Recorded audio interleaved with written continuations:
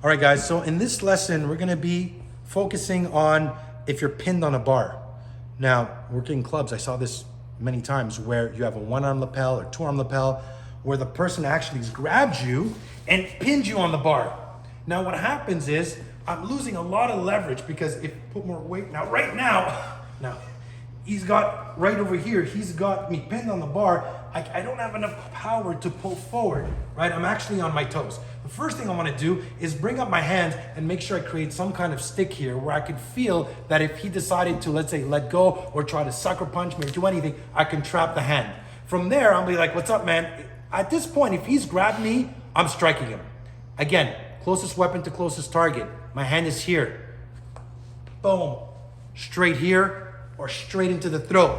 I'm gonna strike or palm strike right into the nose. I also have where I can use a knee. Now, it depends on how high I'm gonna be. If I'm here, so let's say now I'm on my toes because I'm here, what I probably do, boom, strike this way, right? Because I'm moving the arm and coming out of the way, and I'm also gonna use a form of trap here where I'm grabbing the arm. What would be your next move, Anthony? So I'm trying to come over the top maybe, but it's tough. What's here, I'm gonna use it from there, boom, I'm gonna elbow, I'm gonna hammer fist into the nose, I can use over here, I can slam his head right over here. If I'm here, let's say he's here and he hasn't pinned me fully and he's here, from there, I could easily strike into the throat, again, palm strike, but I could also, boom, throw a low line.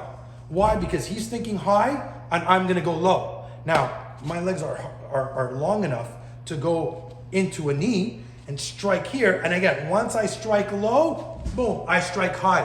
What I like to do, I always want to bypass the arm and cross the center line to establish chest to back. I don't want to do this and go into this hand right there because I'm going to get knocked out. I want to make sure that if I'm here and I strike here or I strike there, I'm going to move the arm out of the way.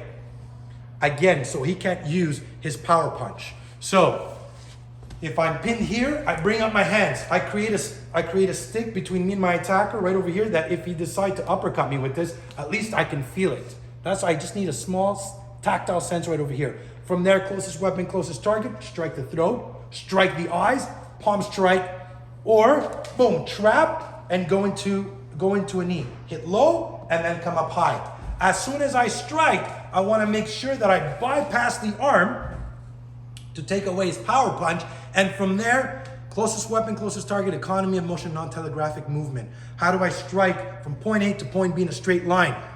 Elbow right behind the head. Elbow again, depending on what he does.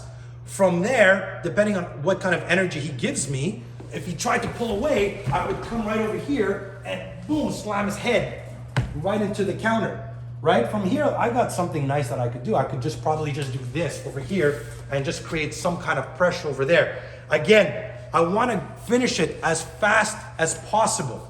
Once the person's grabbed me, as soon as he's grabbed me, you want to go directly into your strikes. Now, if I'm here and he's talking to me, maybe he thought what's up, man? What's going on? Listen, I saw you over there. Now, look, the fight just changed because he hasn't grabbed me, but he's using his hands to kind of like just here. From here, I could throw the hand and boom, go into my strike. If he's grabbed me, now I can't because he has a hold on me, even though I can move it off to the side. So sometimes the smallest details change the fight. But the idea is to bring up your hands, and again, vital target, strike the throat, strike the eyes, strike the groin, create that first strike. You want to create damage. You have to hurt him.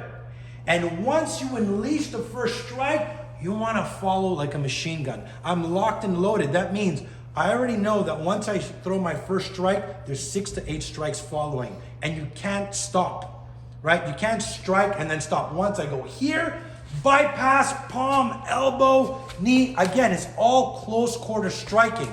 I'm not gonna do this. I'm not gonna strike and then push off and then get into a boxing fight. You might have the room, but chances are you're not. But now it's his skill, you lose the advantage. The advantage is I'm here, he thinks he's messing with the guy who's not about to fight, and suddenly I surprise him with, boom, a finger jab to the eyes, a palm strike, an elbow, grab his head, slam into the bar, and lights over. So you have to train that explosive power in striking, and you gotta keep it simple. So I hope you guys enjoyed the lesson. I'll see you next time.